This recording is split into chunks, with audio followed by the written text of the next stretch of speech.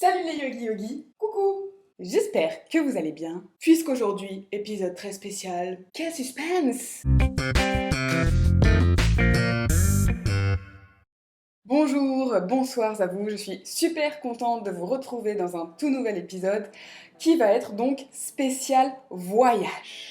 Excellente idée! J'ai eu la chance de rentrer un petit peu en France voir ma famille cet été, et donc nous retrouvons l'inconfort de rester assise pendant des heures sans bouger, et sans forcément pouvoir ajuster la position, surtout quand on est dans un train, dans un bus, ou dans une voiture très serrée avec d'autres personnes. C'est pourquoi aujourd'hui je vais vous donner un petit peu mes trucs et astuces, les petits mouvements que j'essaye de faire quand je suis dans un train, pour continuer à mobiliser un peu mes articulations et pour éviter de me retrouver coincée, tendue comme un balai à la fin du séjour. Comme ceci.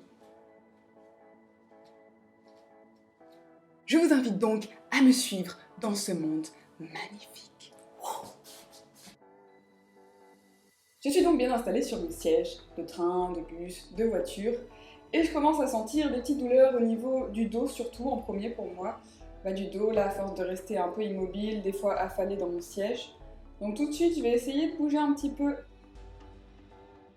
ma tête pour libérer mes cervicales. Donc, comme vous pouvez le voir, rien d'extraordinaire, tout à fait réalisable.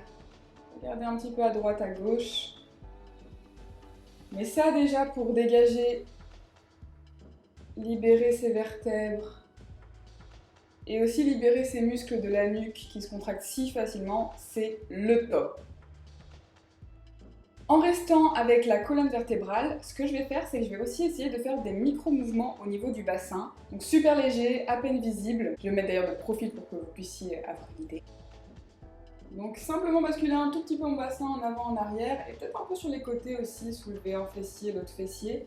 L'idée c'est pareil, de retrouver une mobilité, et ça permet aussi de créer un peu de mobilité au niveau des lombaires, puisque le corps adore bouger, donc rester statique, c'est pas super. Donc crâne, bassin, des micro-mouvements pour libérer un petit peu la colonne, rien d'exceptionnel, juste créer de la mobilité. Au niveau des bras, donc j'ai envie de faire ça, mais bon, si vous avez des personnes autour de vous, j'aime bien essayer de m'étirer un petit peu. Et là aussi, ressentir l'espace dans ma colonne.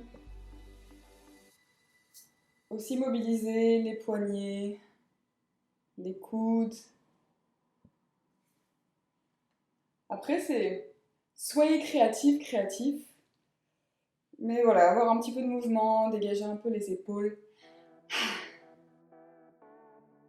Et souvent, l'un des points un petit peu plus complexes, c'est au niveau des jambes, parce que souvent, on n'a pas d'espace, on est un peu recroquevillé. Donc, j'essaie vraiment, le plus possible, de garder une sorte de mobilité au niveau de la hanche. Donc, si je peux mettre un peu ma jambe croisée et ouvrir le genou sur le côté, ça me permet de retrouver une certaine mobilité. Si j'arrive un peu à allonger, ou même allonger ma jambe vers l'avant, et après, bien sûr, faites l'autre côté afin d'être symétrique.